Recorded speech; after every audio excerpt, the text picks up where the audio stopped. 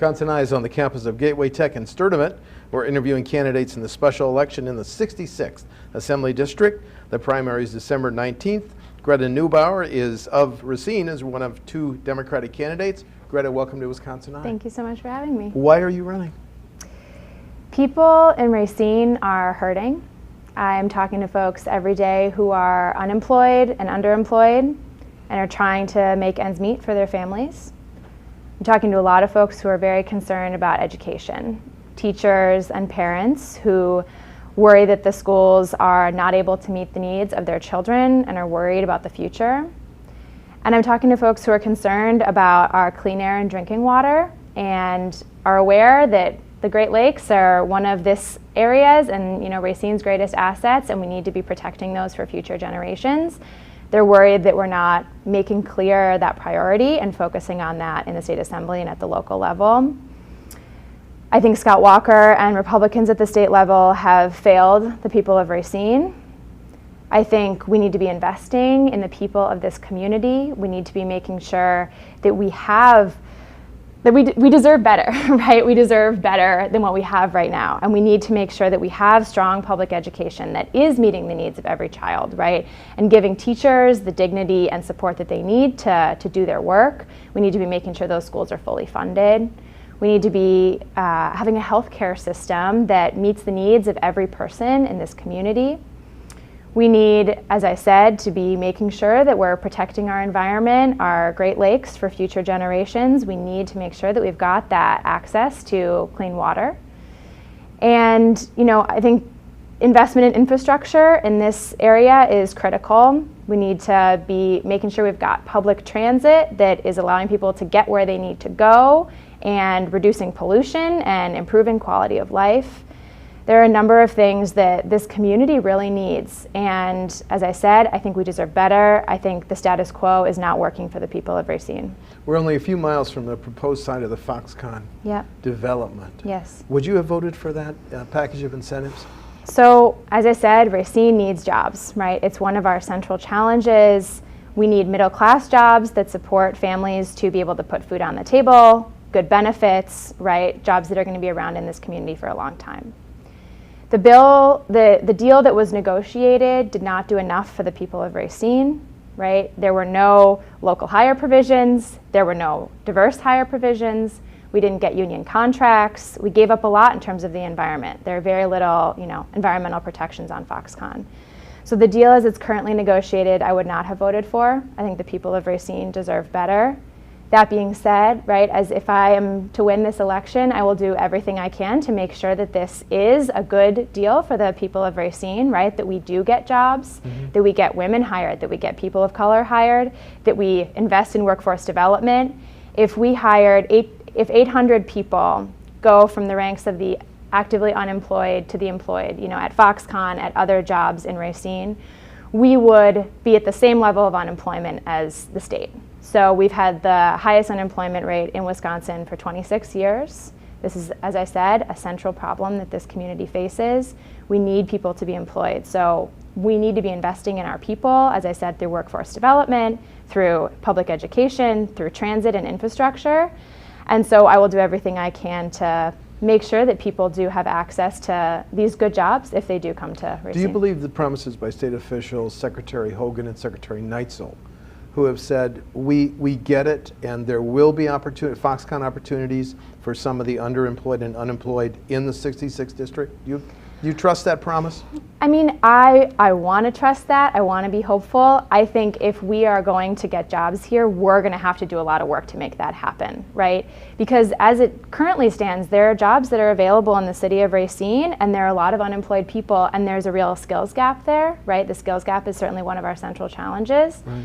And so if we're going to, get people hired at Foxconn, Racine is going to have to do the work. The city and the county, as it currently stands, the onus is on them to get those jobs for people, right? I want the state to do more to support people in the area in which this facility is coming to get those jobs, right? It's not only their taxpayer money going towards it. There are people who are, losing their land. if we're going to be making those sacrifices, we deserve to be getting good jobs out of this deal. Racine County was at the heart of the stalemate over how to pay for roads in the state budget, and that's unresolved. How would you pay for their future highway needs and maintenance and construction? Yeah, so I think it's a huge problem that we're not investing in our state's infrastructure. I've talked to many people over the course of this campaign and in my life in Racine who have cars that are breaking down, and the repairs, the onus is on them to fix cars because they're driving on roads and hitting potholes, and there's a lot of challenges here. It's not only affecting people right now who, as I said, maybe can't afford those repairs, people who want to get home to pick up their kids from school but are stuck in traffic because we're delayed road construction for many years, right? It's also putting that onus on my generation, future generations who are going to have to pick up the bill. The way I understand this is that we're giving huge tax cuts to the wealthy and corporations at the state and national level. They need to be paying their fair share. And I don't support regressive taxation that hits low-income people the hardest. If we're putting flat taxes on whether that's tolls or gasoline, well, low-income people are paying much more than their fair share, right? They're paying a higher percentage of their income on those taxes. I think we need to make sure that we are taxing in a way that is fair, that is recognizing those disparate, the way that those disparate taxes would hit communities. And so really think that, that needs to happen at the state level. We need to make sure that we're holding Scott Walker accountable for the decisions that he's made, not letting the Koch brothers and other big donors have their way in Wisconsin, and apply regressive taxes to make these necessary infrastructure investments. So make the changes to the income and the corporate tax and not raise the gas tax or the license plate renewal fee? That's right. That's correct. Okay. Racine, the whole state is fighting the issue of opiate and heroin addiction. Yes. What are your thoughts on next steps to take to fight that? Yes, so front page of the Racine Journal-Times today, police officers in Racine are going to start carrying Narcan, both because they need to be able to administer it and because they're often getting the secondhand effects when they're showing up to overdose incidents. I think this is a really good step. Right? I think that's certainly necessary. I also think we really need to be investing in education, in treatment, so that we can be supporting people to deal with these addictions before we get to the place where the police are showing up at their door. And I also understand this to be a challenge with the pharmaceutical industry and their lobbyists. I think we have a lot of people who are overprescribed and are not then getting the necessary support to, as I said, get over these addictions. I know personally people who have been overprescribed and had challenges with addiction. I've talked to many people in Racine who have family members who are struggling with opioid addiction. So I think this is a real challenge that we have, and we certainly need to hold the pharmaceutical industry responsible to the extent that we can. I also think we've got a lot of other challenges with addiction in Racine and in Wisconsin, alcohol and other drugs. We need to make sure that we're investing in those treatment facilities and education and resources as well. You mentioned healthcare earlier. Do you think the state of Wisconsin needs a universal single-payer healthcare system on its own as one state? I certainly believe in the public option, right? I think Medicare and Medicaid are two of the greatest programs that this country ever created. They're well administered, right? In countries where we have a public option, we see healthcare costs go down because of administrative fees. I think we certainly everyone deserves healthcare. I think it should be a right and not a privilege. I think everyone should have the ability to be buying into a service, a program that's fair, that's not jacking up their fees. As a young person, know a lot of people who are coming out of college, getting past the age of 26, where they can, be on their parents' health care through Obamacare, really having challenges getting access to health care. And talk to a lot of folks in Racine who are right in that gap, right, of making a little bit too much to be on Badger care, but not enough to be able to buy health care through the market, and think that gap is one that a lot of people are falling into, and that's certainly a challenge that we need to address. You mentioned the challenge of recent college graduates. Do you think the state should enable those with recent graduates to refinance their student loans or debts? I do, yes. I mean, I'm a young person, I'm 26. I know a lot of folks who may never come out from under their debt, from college, right? And I'm talking to a lot of folks on the doors, parents who are very concerned about, their kids going to college and are having to make a choice about whether or not to advise their kids to take on that debt or to go straight into the workplace. And with the kind of jobs that are coming to this community, probably through Foxconn, with other jobs, people need higher education, right? And they at least need skills training. And if people are having to make a choice about whether they go right into a minimum wage job or, come to Gateway because they're concerned that they'll never come out from under that debt, we've got a real problem on our hands. So I certainly think that we need to be supporting young people to have other pathways to be paying for that debt. There are bills in the legislature to deal with the so-called dark store phenomenon. Judges across the state are ruling that closed large retail outlets must be valued the same as open. Your feelings on that issue? Your position? I think this is another example of corporations getting unfair loopholes that are not available to the everyday person, right? We've got these big box stores avoiding their property taxes and the burden then falling on working people, families, right, middle class families. So I think that we need to make sure that those stores are paying their fair share. They're stores that are selling goods. They are not the same as empty stores. I think that's pretty clear to anyone who's looking at the economics of this. So really, I do think that we need to make sure they're paying their fair share of property taxes. Bills may come up in the next session, which you'd be a part of if you win the election, that would ban research on fetal tissue from elective abortions. Right. Your position? So this was a bill that was circulating while I was working for Corey Mason in Madison. The way that I understand it is that it's an attack on science, on research. It's also an attack on organizations that support women's healthcare decisions. I do not support any attacks on women's healthcare decisions as a woman myself. I know how important it is that we have the agency to make those decisions about our own future. So I would not support a ban on fetal tissue. I know that this would harm research and medical institutions in the state of Wisconsin, that really we should be doing our best to support their research so that they can be advancing medicine, improving quality of life for people in this state. The state budget in 2013, the budget that passed in 2013 expanded the voucher program to the city of Racine. Yes. Your feelings on the voucher program, what, as a Racine resident, have you seen X number of years later with the expansion of voucher and choice? Right.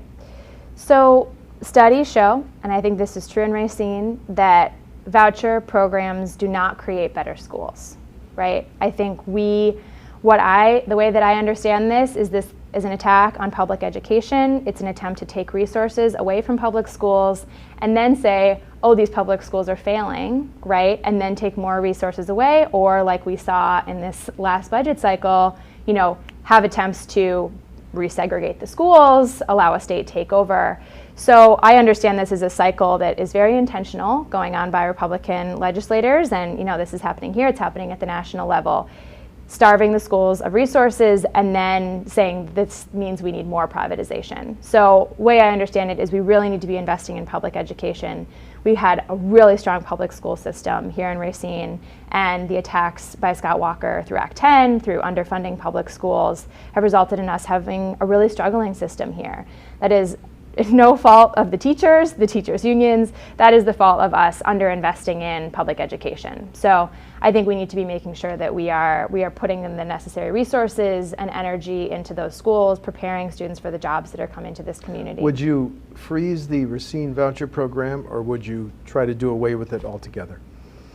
We need to look more into the specifics of the timeline of that. I think would want to make sure that the students had reasonable time to transition, right? That we weren't flooding public schools with, students from closed schools. I think we need to make sure that we're listening to the concerns of parents and teachers in that process, right? And make sure that people feel like they have agency in, where their students are in school. But I do think we need to be transitioning back into, a strong public system. You mentioned Act 10. Let's talk about the two major changes. Act 10 not only did away with the collective bargaining system, but it made public employees pay more for health care and pensions. Right. Were both of those policy changes wrong, Greta? Both of those policy changes were wrong. So yes. You would try to overturn Act 10? I would try to overturn Excuse me Act for 10. interrupting. No. Why? I talk to people every day who are UAW, right? Who are local employees of unions or retirees, and they tell me about the ways that the union made their life better, right? And we had a really strong middle class here in Racine. We had very low inequality, especially in terms of racial disparities in Racine. We were, one of the strongest places for African Americans, one of the strongest economies for African Americans in the country at one time, and now we are the fourth worst city in the country for African Americans to live. In the country? To a recent study, yes. Okay, excuse me. Yes, so that is a central problem this community is facing. I think unions did a lot for the people of this community, both manufacturing, both private sector and public sector unions. And, we've seen attacks on both. I think in terms of the public sector, teachers are not getting what they need to be able to support students. And schools work better when teachers have the respect and dignity that they deserve and the ability to be part of the conversations that affect them and their students. They see what's happening in the classroom. They deserve to be part of those conversations and deserve to be respected. And I think that Scott Walker has done everything he can to attack the dignity of working people. And we need to restore people's ability to fight for their rights and to have good lives and be able to make ends meet for their families. A bill just popped up in the legislature, that will lower the drinking age to 19 if the federal government doesn't penalize us $53 million. Could you vote for that if it ever came to the floor? Right. Wisconsin has a lot of challenges. I think access to alcohol is not the foremost among them.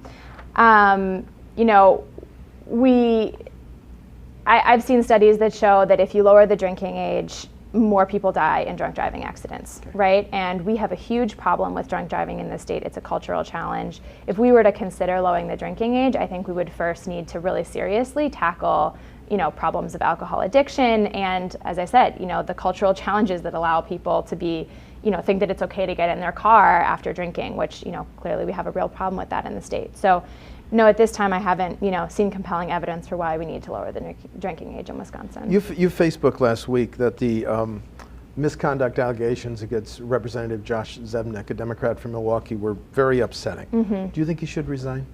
I do think he should resign. I think what this demonstrates is a lack of respect for women. I think it demonstrates an abuse of power and authority. And, I think this is not only troubling to women like myself who, have been subject to sexual harassment for our entire lives.